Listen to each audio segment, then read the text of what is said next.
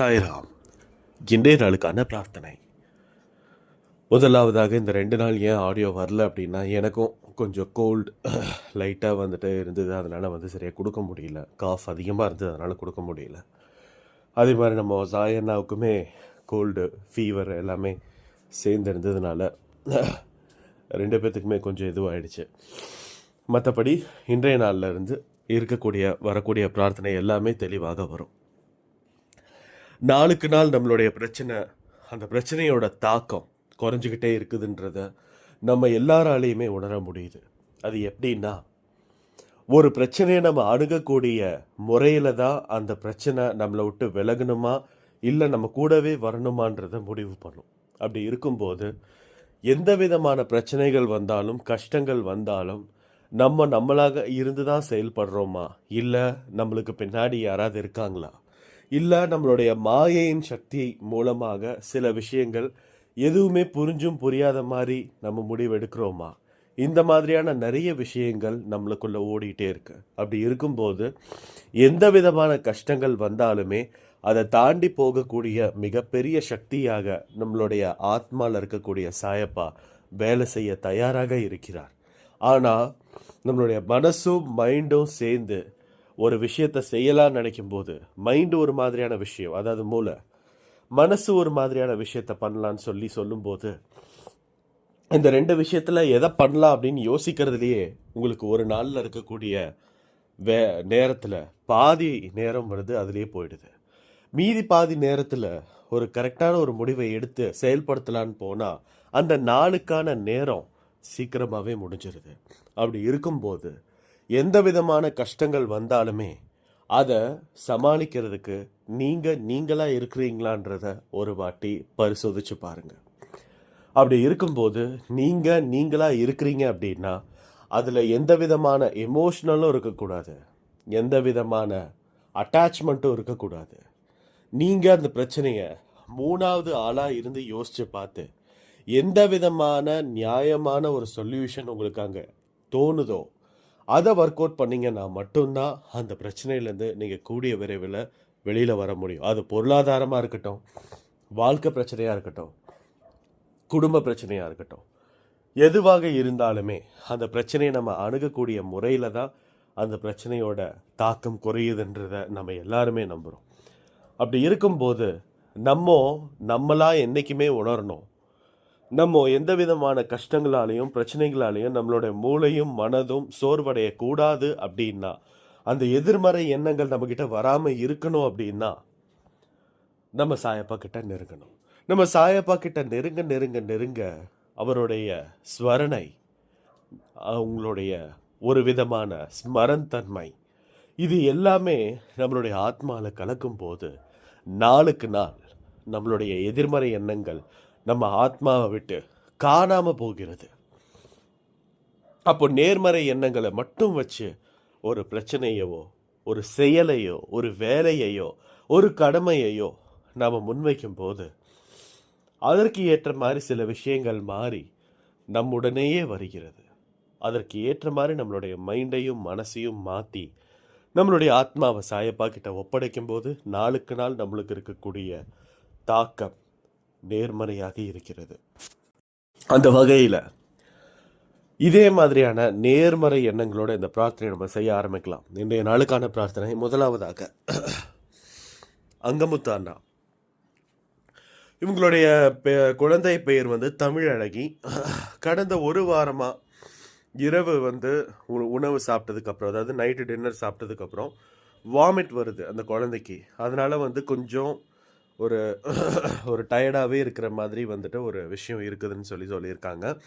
நிச்சயமாக அந்த குழந்தைக்கு எந்த விதமான பிரச்சனைகள் இருந்தாலுமே ஆரோக்கியத்துலேயும் சரி, அந்த உணவை உட்கொள்றது விதமான இருக்கக்கூடிய எந்த விதமான கஷ்டங்கள் இருந்தாலும் பிரச்சனைகள் இருந்தாலுமே அந்த குழந்தைகிட்ட இருந்து அந்த பிரச்சனையை எடுத்து சாயப்பா ஒரு நல்ல ஆரோக்கியத்தை அந்த குழந்தைக்கு கொடுக்கணும்னு சொல்லி நம்ம சாயப்பா கிட்ட வேண்டிக்கலாம். எந்த விதமான ஒரு சின்ன பிரச்சனைகள் இருந்தாலுமே அதை எல்லாத்தையுமே மாற்றி ஒரு நல்ல ஆரோக்கியத்தை கொடுத்து எந்த விதமான ஒரு டைஜஷன் ப்ராப்ளம்ஸும் இல்லாமல் அந்த குழந்தைக்கு எல்லாமே டைஜஸ்ட் ஆகணும்னு சொல்லி நம்ம சாயப்பா கிட்ட வேண்டிக்கலாம். அடுத்ததாக ரமேஷ் அமுதன். இவங்களுக்கு வந்து இப்போ ரீசெண்டாக கொஞ்சம் ஆக்சிடெண்ட் ஆகிடுச்சு வண்டியில் போயிட்டு வரும்போது. அப்போ என்னென்னா ஒரு பெரிய அடி இல்லை, பட் வந்து காலில் மட்டும் சின்னதாக ஒரு ஃப்ராக்சர் ஆகிருக்கு. ஆனால் இவங்களுடைய வாழ்வாதாரமே இவங்களை நம்பி மட்டும்தான் இருக்குது, இவங்களோட குடும்பமே இவங்களை நம்பி மட்டும்தான் இருக்குது. அப்படி இருக்கும்போது இவங்களுக்கு அடுத்த வேலைக்கான விஷயங்கள் என்ன பண்ணுறதுன்னு தெரியல. அந்த ஃப்ராக்சர்லேருந்து வெளியில் வரவும் முடியல. இப்போ ஒரு பக்கம் ஒர்க்கில் இருக்கிறாங்க, அவங்க அந்த ஒர்க்லேருந்து நீங்கள் வரலன்னா நாங்கள் தூக்கிடுவோம் அப்படின்னு சொல்லியிருக்காங்க. நிச்சயமாக அந்த இவங்க ஒர்க் பண்ணக்கூடிய அந்த ஆஃபீஸில் எந்த விதமான கஷ்டங்கள் இருந்தாலும் சூழ்நிலைகள் இருந்தாலும் அதை எல்லாத்தையுமே மாற்றி இவங்களை புரிஞ்சுக்கிட்டு நீங்கள் ஆக்சிடெண்ட் எல்லாத்தையுமே ரெக்கவர் பண்ணிட்டு வாங்க, அது வரைக்கும் நீங்கள் ஒர்க் ஃப்ரம் ஹோம் எடுத்துக்கோங்க அப்படின்ற மாதிரி ஒரு ஆப்ஷனை கொடுத்து அவங்களோட வேலையை தக்க வச்சுக்கிறதுக்கான ஒரு வழியை சாயப்பா அங்கே நடத்தி கொடுக்கணும்னு சொல்லி நம்ம சாயப்பா கிட்ட வேண்டிக்கலாம். அடுத்ததாக நம்ம சந்தோஷம்னா இந்த 2-3 நாளாகவே ரொம்ப ஃபீவர் ஜாஸ்தியாக இருக்குது, கோல்டு ரொம்ப அதிகமாக இருக்குது, காஃப் ரொம்ப அதிகமாக இருக்குது, அதாவது இருமல் ரொம்ப ரொம்ப அதிகமாக இருக்குது. அந்த இருமலோட சேர்ந்து தான் அவங்க ஆடியோ கொடுக்குறாங்க. நானும் நிறைய வாட்டி சொல்லிட்டேன், வேணாம் கொஞ்சம் ரெஸ்ட் எடுங்க அப்படின்னா, ரெஸ்ட் எடுக்கணுன்ற நினைக்கிற டைமில் தான் இன்னும் 1 மணி நேரத்துக்கு ஆடியோ கொடுக்குறாங்க. அதனால வந்து அவங்களுக்கு இருக்கக்கூடிய எல்லா விதமான இருமலையும் சளி காய்ச்சல் எல்லாத்தையுமே எடுக்கணும்னு சொல்லி நம்ம சாயப்பா கிட்ட வேண்டிக்கலாம். அடுத்ததாக கமலா, இவங்களுக்கு மனதளவில் நிறைய விதமான குழப்பங்கள் இருக்குது. அந்த குழப்பத்துக்கு எல்லாமே ஒரு பெரிய விடையாக சாயப்பா மாற்றி அவங்களுக்கு இருக்கக்கூடிய குழப்பத்துக்கு ஒரு பெரிய விடையை கொடுக்கணும்னு சொல்லி நம்ம சாயப்பா கிட்ட வேண்டிக்கலாம். அப்படியே நம்ம ஸ்ட்ரெயிட்டாக பொது பிரார்த்தனைக்கு போயிடலாம். இன்றைய நாளில் யாரெல்லாம் பர்த்டே செலிப்ரேட் பண்ணீங்களோ, வெட்டிங் டே செலிப்ரேட் பண்ணீங்களோ, அவங்க எல்லாத்துக்குமே ஒரு பெரிய விஷஸ். நிச்சயமாக சாயப்பா உங்களுக்கு எல்லா விதமான பிளெஸிங்ஸையும் கொடுத்து ஒரு ஆசீர்வாதத்தையும் கொடுத்து உங்களோட தேவைகள் என்னென்ன இருக்கோ அது எல்லாத்தையுமே நியாயமான வழியில் நிறைவேற்றி கொடுக்கணும்னு சொல்லி நம்ம சாயப்பா கிட்ட வேண்டிக்கலாம். எத்தனை விதமான கஷ்டங்களாக இருந்தாலும் அந்த கஷ்டத்தை எல்லாமே தூக்கி எறியக்கூடிய மிகப்பெரிய ஒரு மனப்பாங்க உங்கள் எல்லாருக்குமே சாயப்பா கொடுக்கணும்னு சொல்லி நம்ம சாயப்பா கிட்ட வேண்டிக்கலாம். அடுத்ததாக இன்றைய நாளில் நிறைய குழந்தைகள் பிறந்திருக்கும். நிறைய அம்மாமார்கள் ப்ரெக்னென்சி வார்டில் வெயிட் பண்ணிகிட்டு இருப்பாங்க. நிறைய பிறந்த குழந்தைகளுக்கும் சரி, பிறக்க போகக்கூடிய குழந்தைகளுக்கும் சரி ஒரு பெரிய ஒரு ஆசீர்வாதத்தை சாயப்பா இந்த குழந்தைகளுக்கு எல்லாத்துக்குமே கொடுக்கணும். எந்த விதமான ஆரோக்கிய குறைபாடுகளும் இல்லாமல் ரொம்ப சந்தோஷமாகவும் நிம்மதியாகவும் இந்த குழந்தைகள் அந்த உலகத்தை பார்க்கணும்னு சொல்லி நம்ம சாயப்பா கிட்ட வேண்டிக்கலாம். அது மட்டும் இல்லாமல் இந்த குழந்தைகளால் எந்த விதமான சமூக சீர்கேடுகளும் நடக்கக்கூடாதுன்னு சொல்லி நம்ம சாயப்பா கிட்ட வேண்டிக்கலாம். எத்தனை விதமான கஷ்டங்கள் இருந்தாலும் அந்த கஷ்டங்களை எல்லாமே தாண்டி போகக்கூடிய ஒரு வழியை சாயப்பா பண்ணி கொடுக்கணும்னு சொல்லி நம்ம சாயப்பா கிட்ட வேண்டிக்கலாம். அடுத்ததாக நிறைய இடத்துல எக்ஸாம்ஸ் நடந்துகிட்ருக்கு. நிறைய மாணவர்கள் போய் எக்ஸாம்ஸ் எழுதிட்டு இருக்காங்க. அப்படி இருக்கும்போது அவங்களுக்கு இருக்கக்கூடிய அந்த தேர்வில் அவங்க என்னென்னலாம் படித்தாங்களோ அதை எல்லாமே வந்து ஈஸியாக ஞாபகப்படுத்தக்கூடிய அளவுக்கு ஒரு மைண்டை வந்து அவங்க எல்லாருக்குமே தரணும்னு சொல்லி நம்ம சாயப்பா கிட்ட வேண்டிக்கலாம். அடுத்ததாக இவங்களுக்கு எல்லாருக்குமே ஒரு பாசிட்டிவான ஒரு ரிசல்ட் கிடைக்கணும்னு சொல்லி நம்ம சாயப்பா கிட்ட வேண்டிக்கலாம். நிறைய பேர் நிறைய ஹாஸ்பிட்டல்ஸில் வெயிட் பண்ணிகிட்டு இருக்காங்க. அவங்க எல்லாத்துக்குமே ஒரு சாதகமான ஒரு முடிவை சாயப்பா கொடுக்கணும்னு சொல்லி நம்ம சாயப்பா கிட்ட வேண்டிக்கலாம். இந்த அன்றாட உலகத்தில் நிறைய குழந்தைகள் வந்து ஒரு புடி உணவு இல்லாமல் மழையில் நனைஞ்சிக்கிட்டு கொஞ்சம் உணவு கொடுப்பாங்கன்னு சொல்லி அந்த ஒரு சின்னதாக ஒரு கிண்ணத்தை தூக்கிக்கிட்டு லைனில் நிற்கக்கூடிய குழந்தைகள் இன்னும் ஏராளமான பேர் நிறைய பேர் இருக்கிறாங்க.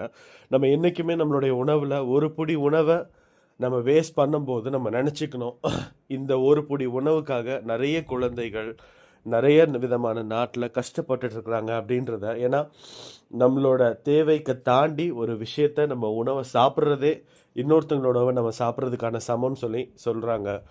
அப்படி இருக்கும்போது நம்ம ஒரு உணவை வேஸ்ட் பண்ணுறோம் அப்படின்னா அது இன்னொருத்தங்களுக்கு எங்கேயோ ஒரு இடத்துல வந்து கிடைக்க வேண்டிய ஒரு உணவு நம்ம இங்கே வேஸ்ட் பண்ணுறதுனால அவங்களுக்கு உணவு கிடைக்காம போகுதுன்ற ஒரு ஒரு ஒரு விஷயம் நம்மளுக்கு புரிஞ்சாலே போதும். நிச்சயமாக நம்மளுக்கு இருக்கக்கூடிய எல்லா விதமான விஷயங்களும் புரிஞ்சு அவங்களுக்கும் கிடைக்க வேண்டிய உணவுகள் எல்லாமே கிடைக்கும்.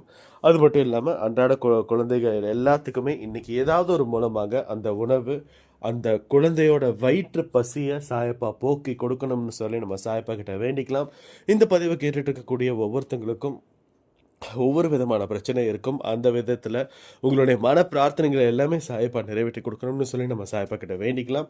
அன்பேசை குடும்பத்தில் இருக்கக்கூடிய எல்லாருக்குமே எல்லா விதமான தேவைகளும் சாயப்பா நிவர்த்தி பண்ணி கொடுக்கணும் நியாயமான வழியிலன்னு சொல்லி இந்த ஆடியோவை நான் முடிக்கிறேன். ஜெய் சாய்ராம்.